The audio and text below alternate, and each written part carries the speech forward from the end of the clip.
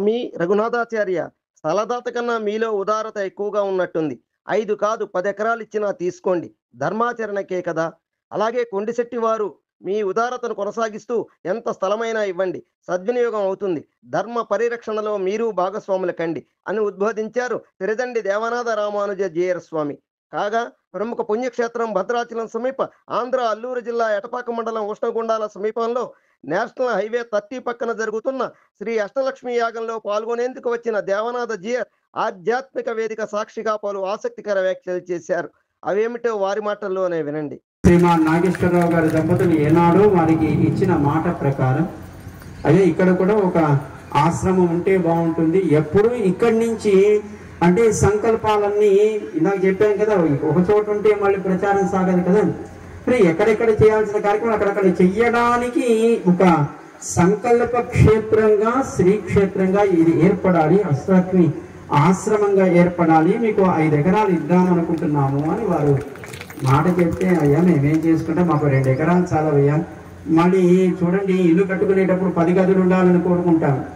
కట్టుకున్న తర్వాత ఊడ్చుకునేటప్పుడు నడుము పడిపోతుంటే ఎందుకు వచ్చింది 10 గదులు, హాయిగా 1 2 గదులు వాటకు పడుకోవడానికి ఒక హాలు, 10 మంది వస్తే మాట్లాడి ఈ 4 గదులు ఉంటే సరిపోయేదానికి 10 గదులు కావాలని మా ఇంట్లో కోరి 10 గదుల బిల్డింగ్ కట్టేస్తే ఊడవడం లేక మొత్తం అంతా నడుమంతా పడిపోతుంది అనిపిస్తుందా లేదా?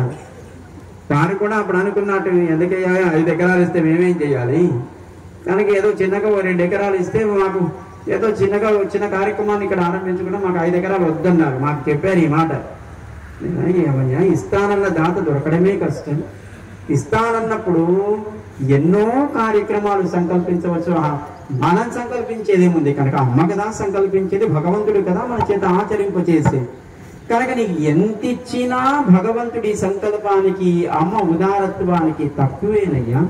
ఇస్తానన్న దాన్ని అయ్యా ఇస్తావా అని హాయిగా తీసుకొని మంచి దైవిక కార్యక్రమాలు వైదిక కార్యక్రమాలు చేయకుండా మాని ఏమయ్యా నాకు 2 ఎకరాలు చాలని అది ఎప్పుడో 2015లోనో 14లోనో చెప్తే 2025కి వచ్చి సరే ఇస్తానన్నావు కదా, ఏదో సరే ఇస్తే ఇవ్వవయ్యా, అయితే నాకు అంత అక్కడే 2 ఎకరాలు చాలని పాపం ఆయన ఇచ్చేవాడు ఉదారుడైతే ఇచ్చేవాడి మీద ఉదారత్వం పాపం మా రఘునాథాచార్య స్వామి పాపం ఆ ఉదారత్వాన్ని కలిగి ఉన్నది చాలే అన్నారు. కానీ మేము అంటాము, అయ్యా ఒకసారి ఒక సేవని మనం ఆరంభిస్తే ఎన్నో మనం చేయడానికి మన దగ్గరికి సేవలు చేరుతూ ఉంటాయి. భగవంతుడు మనతో చేయించుకోవాలనుకుంటాడయ్యా. ఇక చిన్న మందిరం కడితే సరిపోయిందా? వచ్చిన వాడు ఉండడానికి ఓ చోట్రీ లాంటిది ఉండాలా వద్దా? మరి వస్తే ఎవరైనా చక్కగా వాళ్ళకి పాలు ఇంకో ఏదో ఇవ్వడానికి గోశాల ఉండాలా వద్దా? మరి గోవులకు మేత కావాలి, ఉన్న వాళ్ళకి తిండి కావాలి. మళ్ళీ ఎక్కడో పోయి మందులు వాడినటువంటి కూరగాయల కంటే మనమే 4 కూరలు పండించుకోవచ్చునా లేదా? పోనీ ఎక్కడో పనికిరాని మళ్ళీ మొలకెత్తని ధాన్యంతో వండిన బియ్యాన్ని పాలిష్ బియ్యం కంటే మనమే ఓ అరకరమో ఎకరమో పొలం వేస్తే దాంట్లో వచ్చే ధాన్యం మనమే చక్కగా మనం వచ్చిన వాడికి తర్వాత ముందు మనం ఎవరినైతే ఆలయంలో ఉంచుతున్నామో స్వామికి నివేదన చేయడం కోసమైనా కొద్ది ధాన్యాన్ని పండించుకునే స్థానం అన్నా కావాలా వద్దా? కనుక నాగేశ్వరరావు గారి ఆ ఉదారులకి మేము చెప్పే సూచన ఏంటంటే, ఎంత ఇచ్చినా సమాజం కోసం చేయాల్సిన సేవకు తక్కువే అవుతుంది. మీరు ఇవ్వాలనుకున్న 5 ఎకరాలు మీరు ఇక్కడ లేకపోయినా ఈ మాట మేము చెప్తున్నాం, ఇవ్వాలనుకుంటే తప్పకుండా ఇవ్వండి, పర్వాలేదు. 23వ యాగం నిర్వహిస్తున్నారు. ఎక్కడ ఏం లేకుండా ఖాళీ జాగా దొరికితే చాలు అక్కడే దాన్ని చక్కగా దున్ని అక్కడ ఒక శిలాన్యాసం చేసి యాగశాల మంటపం నిర్మాణం చేసి 23 యాగాలకి చేయగలిగినటువంటి సమర్థత ఉన్న వ్యక్తి 5 ఎకరాలని భగవంతుడి సేవలు సమాజ సేవలు దాన్ని సద్వినియోగం చేయలేరా? చేయగలరా చేయలేదా? మీలాంటి వాళ్ళు ఉంటే ఇంకా దానికి లోటే ఉంటుంది.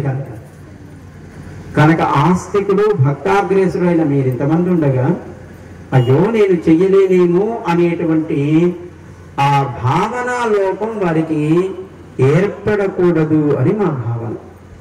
కనుక మేము వారికి ఆ అమ్మ తరపున చేసే సూచన, ఏమయ్యా చక్కగా ఇస్తానన్న దాన్ని తీసుకొని చక్కటి పూలతోటని, చక్కటి పుష్పాలని, చక్కటి ధాన్యాన్ని, చక్కటి గోవులని, చక్కగా వచ్చిన వాళ్ళకి 1 పూట 2 పూటలు ఉండేట్టుగా కావాల్సిన వసతులని ఇన్ని ఏర్పాటు చేయడానికి ఆయన ఎంత ఇస్తే అంత 5 ఎకరాలు కదే నేను 10 ఇస్తానన్నా తీసుకోయా పర్వాలేదు అని మేము రఘునాథాచార్య వారికి ఈ వేదిక మీదుగా సూచన చేస్తున్నాం. అలాగే ఇక్కడ లేకపోయినా నాగేశ్వరరావు గారికి కూడా మేము చేసే సూచన ఒకటే, అయ్యా ధర్మ ఆచరణకి ఆనాడు రాజులు చక్రవర్తులు ఆలయాలకి 100,000 ఎకరాలని దానం చేసి ఆలయ వ్యవస్థ చక్కగా స్థిరంగా మన ఆధ్యాత్మిక భారతీయ వైదిక సంస్కృతి లోకంలో అది ఎప్పుడు వ్యాప్తింప చేసేట్టుగా ఆలయ వ్యవస్థ ఉండాలి అని వారు కోరుకున్నారు.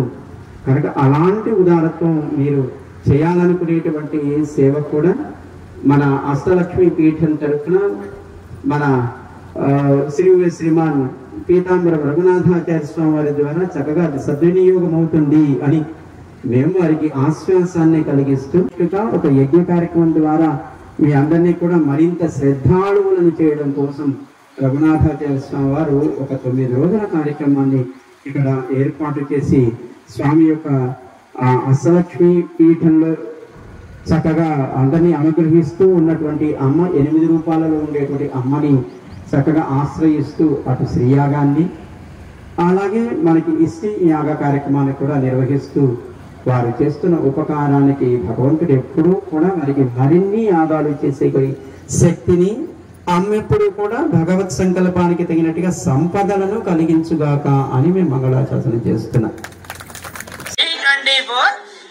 న్యూస్ ఛానల్ అందరూ చూడండి, లైక్ చేయండి, షేర్ చేయండి, సబ్స్క్రైబ్ చేయడం మర్చిపోకండి.